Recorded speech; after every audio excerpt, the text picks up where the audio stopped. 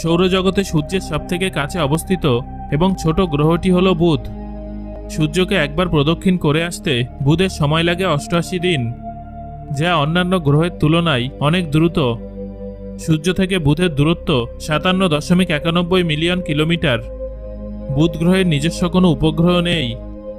বুধের ব্যাস প্রায় 4879 কিলোমিটার। এই গ্রহে অ্যাটমিক অক্সিজেন ও atomic hydrogen, sodium, magnesium, potassium, calcium এবং হিলিয়ামের অস্তিত্ব আছে। বুধ সূর্যের সবথেকে কাছের গ্রহ হওয়া সত্ত্বেও এর পৃষ্ঠের তাপমাত্রা চরম শীতল হতে পারে। দিনের বেলায় এই গ্রহের উষ্ণতা 450 ডিগ্রি সেলসিয়াস পর্যন্ত পৌঁছায়, কিন্তু রাতের বেলায় তা -175 ডিগ্রি সেলসিয়াসে নেমে আসে।